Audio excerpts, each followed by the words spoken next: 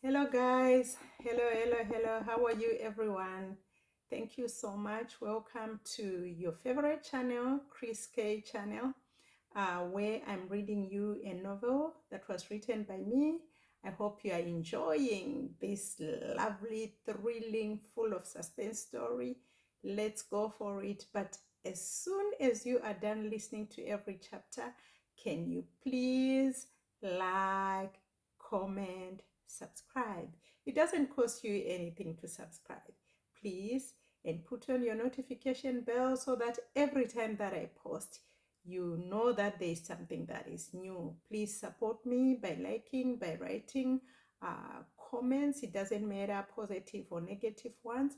They will help me grow. So let me continue reading our favorite story, D.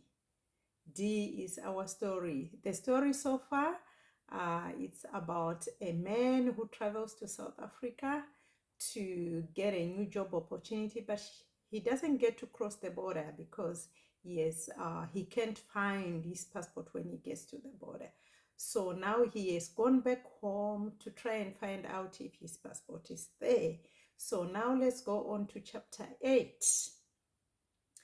When I woke up, my Stacy was standing next to me and she said, Itaise munurumemi?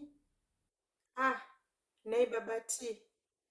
For a moment, I was so confused and lost on what she was talking about. I finally had the strength to mumble something. I asked where my son and wife were, and she bitterly asked, Which wife? I was so sure my Stacy was out of her mind. She needed help. Did she have a crush on me? This again put me into a deeper confusion. I started laughing hysterically, and my Stacy and a certain guy I didn't recognize started laughing as well. I'm not sure what the joke was, but we laughed until my two laughing partners abruptly stopped. I also stopped in a daze. I looked around and I asked my Stacy why I was in her house and why I was wet. She rudely instructed me to calm down and ordered me to take a deep breath. So sad. I flatly refused because I wanted to go to my house. Actually, to my son and wife. My Stacy bluntly told me I was not welcome at that house I was referring to. At that moment, something snapped in my mind, and I clearly reminisced the events that took place before I fainted. I broke down. I cried like a baby. My two so-called friends looked at me understandingly. After my crying moments, I totally went berserk. I wanted to talk to my landlord and my teenage. My clothes had been thrown out of the gate. I was told my wife was seen locking our room and had left a while ago. A lot of questions flooded my mind. What was I supposed to do now? What was the meaning of all this? Guys,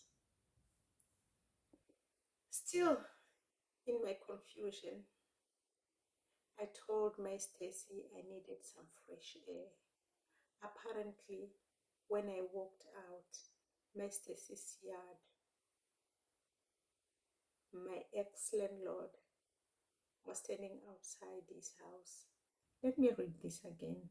Still in my confusion, I told my Stacy I needed some fresh air. Apparently, when I walked out my Stacy's yard, I saw my ex-landlord. Yes, now he was my ex-landlord because I was in my Stacy's yard. Seemingly, I couldn't go back to that yard of my landlord's, the place that I used to call home, where I had left my son and my wife. The landlord was standing outside his house. He was talking to his wife. Our eyes locked, and I was filled with so much hate. I loathed him with a passion. No one could heal the wound in my heart, which was as deep as the Kimberley diamond mines. I was so hurt. This wound, was it ever going to heal? What had my wife done? Was I dreaming? Did I really see what I saw? Is it believable? Was I going berserk? Was I mad? What was going on with me? I was so confused at this moment. Was I okay? No, I think I needed help. What help? Doctor's help? Which doctor's help? To be prayed for? A prophet? A friend's help?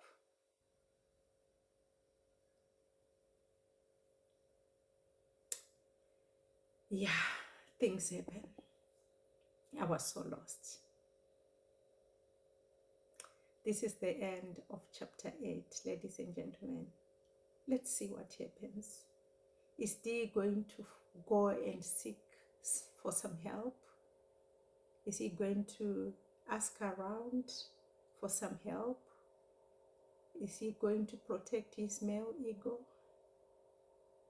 Is he going to keep whatever happened to him in his heart? What had really transpired? Are you as confused as I am? What happened? Let's find out in chapter 9. Thank you for listening. Thank you for being there for me. Continue listening to this interesting novel, D. Baba tine vari kurwadziswa veduwe. Gaitione kuti zvinoenda nekupi. See you in the next video where I'll be reading for you chapter 9. Don't forget to like, comment, and subscribe. It doesn't cost you anything. Bye.